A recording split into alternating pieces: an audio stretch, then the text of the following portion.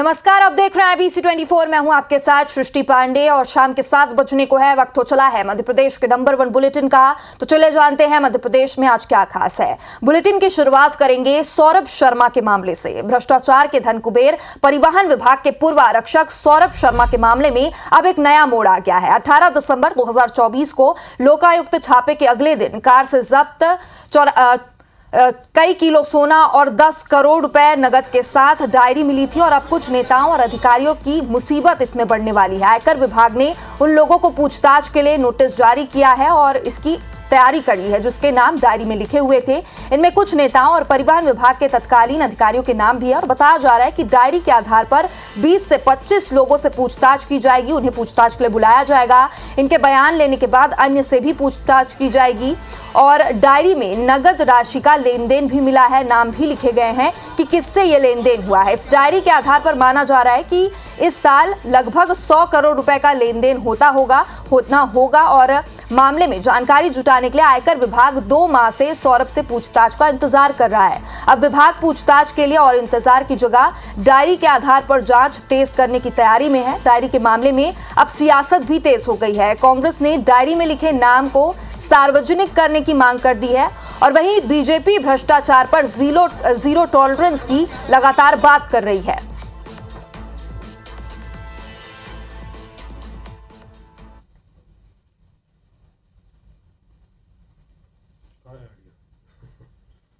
मुख्य किरदार सौरभ शर्मा के पास से मिली डायरी के बारे में मध्य प्रदेश की जनता ये जानना चाहती है, उनमें से कौन कौन से राजनीतिक लोग हैं, कौन कौन से ब्यूरोक्रेट्स के लोग हैं। नाम उजागर करिए ताकि मध्य प्रदेश की जनता भी तो समझ सके कि कौन से अधिकारी, कौन से राजनेता, किस पार्टी के, किस दल के नेता उसमें शामिल हैं। सरकार की भ्रष्टाचार के खिलाफ जीरो टॉलरेंस नीति का परिणाम है। सौरभ शर्मा के मामले में लगातार कार्रवाई की गई और कार्रवाई में जो भी दस्तावेज प्राप्त हुए हैं उनके आधार पर भी अन्य लोगों से पूछताछ की जा रही है। और पूछताछ में अगर अन्य लोग भी आरोपी होंगे तो उनके ऊपर भी कार्रवाई की जाएगी। तो खबर तो आपने देख ली। अब खबर को थोड़ी और अच्छे से जानते हैं, खबर को समझते हैं। सौरभ शर्मा की डायरी पर क्यों इतना सियासी संग्राम मचा हुआ है, इस पर ज्यादा जानकारी के साथ हमारे संवाददाता भोपाल से सीधे जुड़ गए हैं। दुष्यंत पाराशर हमारे साथ जुड़े हुए हैं। दुष्यंत, जब से सौरभ शर्मा का ये मामला सामने आया है तब से ये आरोप लगते आ रहे हैं कि सौरभ शर्मा तो महज एक मोहरा है, इसके पीछे कोई राजनीतिक हाथ है जिसका संरक्षण सौरभ को मिला है। और बाकायदा ये जो पैसा है ये राजनेताओं और अधिकारियों में डिस्ट्रीब्यूट हुआ है। और अब एक डायरी सामने आ गई है जिसके आधार पर यह माना जा रहा है कि जिसका भी अगर सच में इसमें हाथ है तो वो खुलासा होगा। तो क्या अब ये जल्द खुलासा होने वाला है कि अगर इसमें किसी राजनेता का हाथ है तो वो सामने आएगा?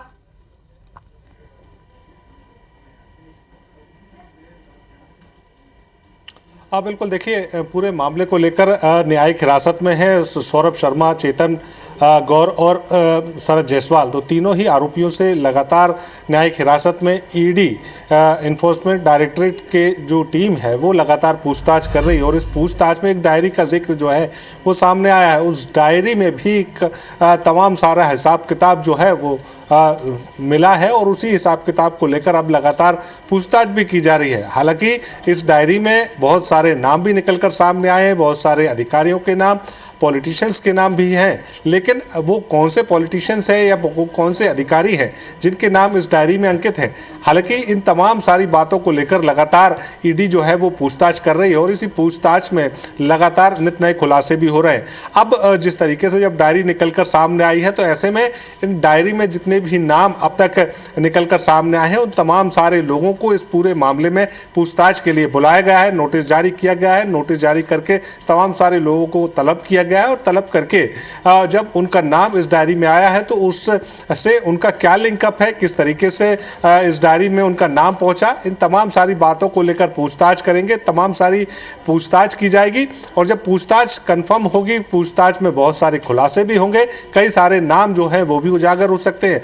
हालांकि अभी फिलहाल शुरुआती दौर है और शुरुआती दौर में जब डायरी निकलकर सामने आई है तो इस डायरी में किस तरीके के हिसाब किताब है, किस तरीके से किन लोगों के नाम नाम है, किन अधिकारियों के नाम है, ये फिलहाल खुलासा अब तक नहीं हो सका है। लेकिन ये जरूर है कि अब जो लोग लगातार इस मामले से जुड़े हुए हैं उनको ताकीद किया गया है, उनको कहा गया है कि वो सामने आए और इस पूरे मामले में जब उनसे पूछताछ टीम करेगी तो तमाम सारे सवालात के जवाब जो है वो देकर जाएं। तो ऐसे में नोटिस जारी किए गए, तमाम सारे लोगों को तलब किया गया है। लेकिन अब तक जिस तरीके से नामों की बात पर लगातार जिक्र ये किया जा रहा है कि नाम क्यों सार्वजनिक नहीं किए जा रहे हैं, फिलहाल अभी पूछताछ जारी है और पूछताछ के साथ साथ जो इंक्वायरी है वो लगातार की जा रही है। तो जब तक इंक्वायरी पूरी नहीं हो जाती तब तक किसी भी निष्कर्ष पर नहीं पहुंचा जा सकता। तो ऐसे में ईडी और ईडी के बाद अब चाहे डीआरआई की बात करें या फिर हम बात करें इनकम टैक्स डिपार्टमेंट की, तो ये एजेंसियां भी इस पूरे मामले में तीनों ही आरोपियों से पूछताछ कर सकती हैं। और जब इनकी पूछताछ पूरी हो जाएगी उसके बाद ही आगे की कार्रवाई जो है वो फिलहाल पूरी की जाएगी। लेकिन जब तक पूछताछ में नित नई बातें निकलकर सामने आ रही हैं, चाहे डायरी की बात करें, चाहे नामों की बात करें, चाहे धन की बात करें, तो ये धन कहाँ से इकट्ठा हो रहा था, कहाँ जा रहा था, कहाँ से ये इसका सोर्स क्या है, किस तरीके से किन लोगों को ये पहुंचाया जा रहा था, तो बहुत सारे सवालात हैं जिनके जवाब जो है वो अभी आना बाकी है।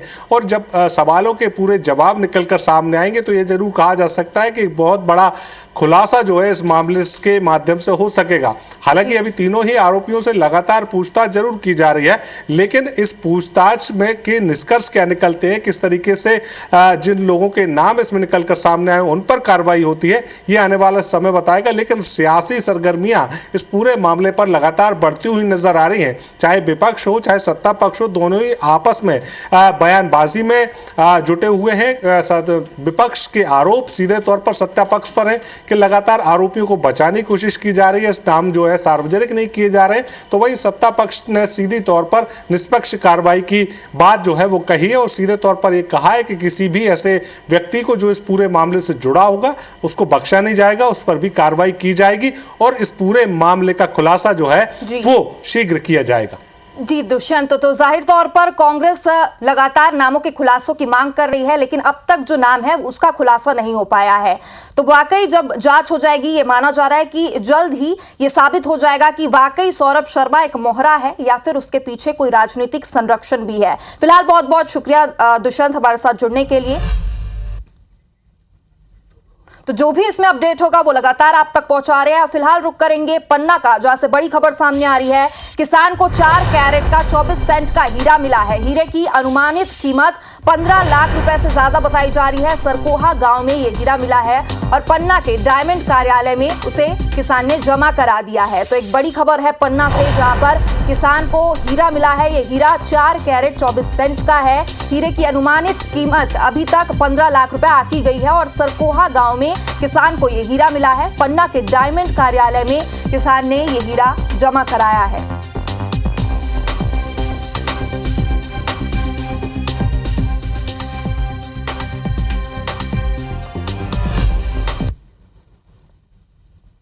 रुक करेंगे एक और बड़ी खबर का, जहां पर मध्य प्रदेश में अभी तक लगातार ओबीसी आरक्षण पर सियासत तेज है। सियासी पारा जो है वो चढ़ा हुआ है। मोहन सरकार ने 27% आरक्षण को बरकरार रखने के लिए सुप्रीम कोर्ट की ओर रुख कर लिया है। सूबे में सियासी हलचल मच गई है। कांग्रेस ने बीजेपी सरकार पर ताबड़तोड़ हमले शुरू कर दिए हैं। क्या है ये पूरा मामला, इसे समझते हैं इस रिपोर्ट के माध्यम से।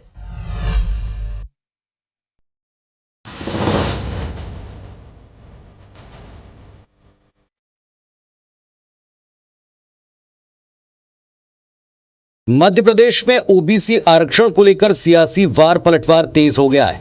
एक बार फिर कांग्रेस और बीजेपी इसे लेकर आमने सामने है। दरअसल सूबे की मोहन सरकार ओबीसी को 27% आरक्षण दिलाने के लिए सुप्रीम कोर्ट का रुख करने वाली है। मुख्यमंत्री डॉक्टर मोहन यादव ने गुरुवार रात मुख्य सचिव अनुराग जैन के साथ एक मीटिंग की और ओबीसी आरक्षण पर सुप्रीम कोर्ट में सुनवाई के लिए मध्य प्रदेश के एडवोकेट जनरल को अपील करने के लिए कहा है। मीटिंग के बाद सीएम मोहन ने कहा कि बीजेपी सरकार शुरू से ही ओबीसी वर्ग को 27% आरक्षण देने के पक्ष में है। मामले में सुप्रीम कोर्ट जो भी फैसला करेगा उसे प्रदेश में लागू किया जाएगा। आज हमने इस संबंध में समग्र एक बड़ी बैठक की, जिसमें लॉ डिपार्टमेंट के, जीएडी के, हमारे सीएस से लेकर सभी वरिष्ठ अधिकारियों के साथ विस्तार से बात की और हमने दोबारा अपना मंतव्य प्रकट किया कि जल्दी से जल्दी कोर्ट सुप्रीम कोर्ट से हाई कोर्ट से डिसाइड करे, ताकि जो हमारे जिस वर्ग की कैटेगरी है उनको उनका अपने अधिकार के साथ उनके साथ न्याय हो सके। बीजेपी सरकार के इस कदम को कांग्रेस ने जुमलेबाजी बताया है। पूर्व सीएम कमलनाथ ने एक्स पोस्ट कर लिखा कि मध्य प्रदेश में ओबीसी को 27% आरक्षण देने के मामले में प्रदेश की बीजेपी सरकार का ढुलमुल रवैया है। मेरी सरकार के समय कानून बनाकर ओबीसी को 27% आरक्षण दिया गया था। इसके बावजूद भाजपा सरकार सिर्फ जुमलेबाजी कर रही है। 27% आरक्षण लागू करने की दिशा में कोई ठोस कदम नहीं उठा रही। ओबीसी आरक्षण को समाप्त करने के लिए भाजपा की शुरू से रणनीति रही है। भाजपा अपनी तरफ से आरक्षण को बचाने की कोई पहल नहीं करती और जानबूझकर अदालत में लाचार दलील देकर आरक्षण को समाप्त होने का रास्ता खोलती है। लेकिन मध्य प्रदेश का ओबीसी समाज अब बीजेपी की इस दोमुही नीति को समझ गया है। कांग्रेस पार्टी ओबीसी को उसका अधिकार दिलाकर रहेगी। इस सरकार की नीयत सिर्फ वाहवाही लेने की है और जो असल में सब्जेक्टली किसी को फायदा पहुंचना चाहिए, जिसका लाभ होना चाहिए, मध्य प्रदेश के हित में क्या है ये बाद में सोचती है और खुद बीजेपी के हित में क्या है ये पहले सोचती है। तो बीजेपी का हित छोड़ो और ओबीसी के समाज का हित देखो। आदरणीय मोहन यादव जी, भाषण और बयान से कुछ नहीं होगा। मध्य प्रदेश में बीजेपी कांग्रेस के बीच खुद को ओबीसी हितैषी बनाने की होड़ बदस्तूर जारी है और इसके पीछे सूबे में ओबीसी की 50% से अधिक की आबादी वाला सियासी गणित है। इसे साधने के लिए बीजेपी और कांग्रेस अपनी तरफ से कोई कोर कसर छोड़ना नहीं चाहती। अब किसे इसका लाभ मिलेगा और किसे कितना नुकसान होगा ये फिलहाल तय नहीं है, लेकिन ये तय है कि आने वाले वक्त में ओबीसी आरक्षण पर आरोप प्रत्यारोप और तेज होंगे। Bureau report, IBC 24। Trainee IAS Pooja Khedkar का नाम तो आपने सुना ही होगा, जिन्होंने खुद को दिव्यांग बताकर कोटे से नौकरी पाली थी। हालांकि जांच के बाद उनकी नौकरी चली गई और अब मध्य प्रदेश में राज्य सेवा की एक अधिकारी पर भी ऐसे ही आरोप लग रहे हैं। कौन है ये अधिकारी, क्या है ये पूरा मामला, आप देखिए इस रिपोर्ट में।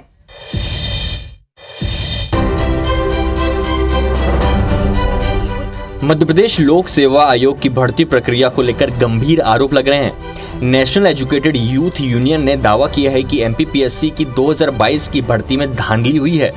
आरोप है कि दिव्यांग कोटे के तहत चयनित कुछ उम्मीदवारों ने गलत तरीके से इसका फायदा उठाया है।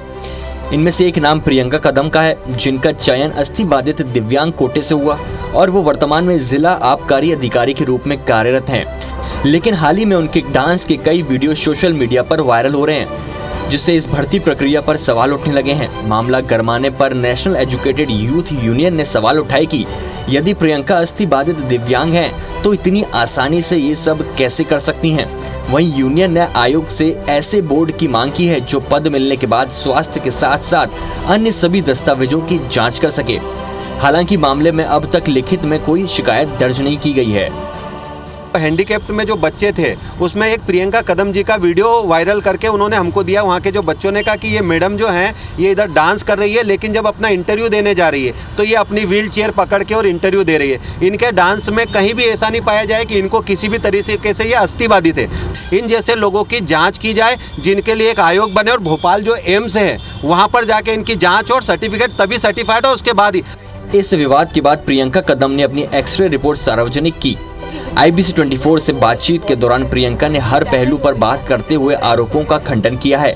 साथ ही उन्होंने बताया है कि उनके दोनों पैरों की हड्डी खराब हो चुकी है और उनकी सर्जरी कर उनमें रॉड डाली गई है। उन्होंने ये भी कहा कि दिव्यांग होने का अर्थ केवल व्हील चेयर पर बैठना नहीं होता। ये आरोप पूरी तरह से गलत है, निराधार है।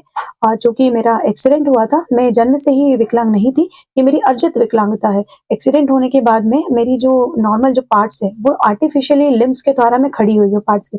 ये मेडिकल साइंस का चमत्कार ही है कि आज मैं इतने अपने पैरों पर खड़ी होकर इतने संघर्ष देखने के बाद में यहाँ तक पहुंची हूँ और मैंने कोई गलत नहीं किया है। पूरी तरह से मैं सत्य हूँ, संघर्षमय हूँ।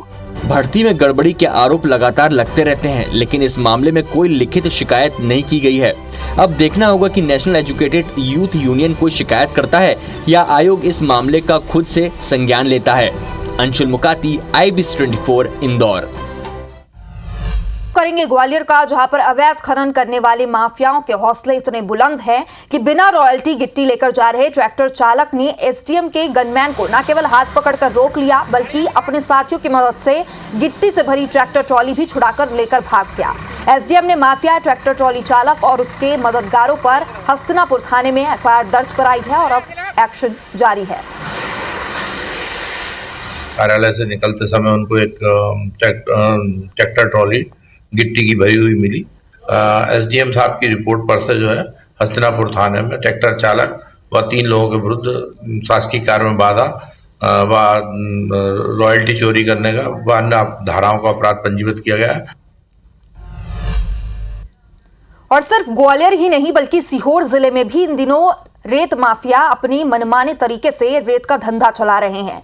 नर्मदा नदी से अवैध तरीके से 20 से 25 पनडुब्बियां चल रही है और इनसे रेत निकाली जा रही है। सातदेव, सीलकंठ, तिगाली, अंबा, डिमावार, बाबरी से भी बड़ी मात्रा में रेत निकाली जा रही है और रेत ठेकेदार ने जहाजपुरा में रेत का अवैध स्टॉक कर रखा है। वहां पर नदी में पोकलेन और जेसीबी मशीन चल रही है जिस पर खनिज विभाग के अधिकारी कोई कार्रवाई करते नजर नहीं आए। और वहीं दूसरी तरफ सीहोर जिले में जितने भी रेत नाके बने हुए हैं वहां पर डंपरों से रेत की कटिंग की भी बात के आरोप लग रहे हैं। बुधनी के गडरिया नाले पर बने नाके पर डंपरों से रेत की कटिंग के आरोप लगे हैं जिसे अवैध तरीके से भोपाल में बेचा जा रहा है और ये भी आरोप लगे हैं कि सीहोर जिले में नर्मदा नदी से रेत निकालकर बेची जा रही है और रॉयल्टी दूसरे जिलों को काटी जा रही है। सबसे बड़ी बात यह कि जितनी भी रॉयल्टी काटी जाती है उसका पूरा पेमेंट ऑनलाइन होना चाहिए, लेकिन रेत ठेकेदार पूरा पेमेंट कैश में लेते हैं। कलेक्टर ने पूरे मामले की जांच के बाद कार्रवाई का आश्वासन दिया है।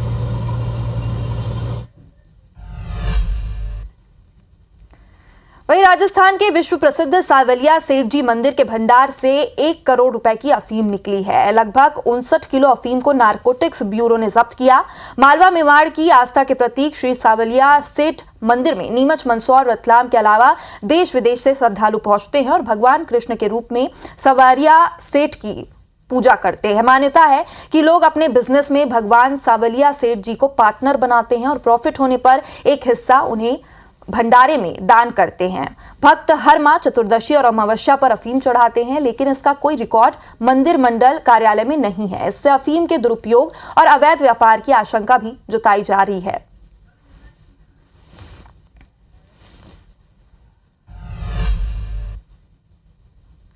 स्कूल फीस न भरने पर परीक्षा में बैठने की अनुमति न देने के मामले पर हाईकोर्ट ने आदेश सुनाया है। जबलपुर हाईकोर्ट ने निजी स्कूलों के छात्रों को आर्थिक राहत दी है और कोर्ट ने छात्रों के पेरेंट्स को आदेश दिया है कि वो निजी स्कूलों की आधी फीस चुकाएं और इस आधार पर छात्रों को परीक्षा में शामिल किया जाए। कोर्ट ने पेरेंट्स को बाकी आधी फीस अगले 1 माह में चुकाने के निर्देश दिए हैं। दरअसल हाईकोर्ट में ये याचिका मध्य प्रदेश अभिभावक संघ ने दायर की थी और इसमें कहा गया कि जबलपुर जिला प्रशासन ने शहर के 32 स्कूलों की फीस बढ़ोतरी रद्द करते हुए उन्हें 265 करोड़ रुपए की अतिरिक्त फीस छात्रों को लौटाने के निर्देश दिए थे, लेकिन निजी स्कूल ने इसका पालन नहीं किया बल्कि फीस न चुकाने वाले छात्रों को परीक्षा में बैठाने से इनकार कर दिया। कोर्ट ने पाया कि निजी स्कूलों की फीस वृद्धि रद्द करने के जबलपुर जिला प्रशासन के आदेश पर हाईकोर्ट ने बीती 18 अगस्त को अंतरिम रोक लगा दी है और मामला अभी कोर्ट में पेंडिंग है। और ऐसे में हाईकोर्ट ने पेरेंट्स को निर्देश दिए कि वो अभी आधी और अगले माह बाकी फीस चुकाए और निजी स्कूल ऐसे छात्रों को परीक्षा में शामिल भी करे। अभी तो कुछ फीस जमा करने के लिए पड़ेगी। हाँ, फीस जमा करने के लिए कहा है कि 10% वृद्धि ईयरली के हिसाब से फीस जमा करें। और इसी के साथ मध्य प्रदेश की इस बुलेटिन में इतना ही। देश प्रदेश की तमाम बड़ी और अहम खबरों से जुड़े रहने के लिए आप लगातार देखिए IBC 24। नमस्कार।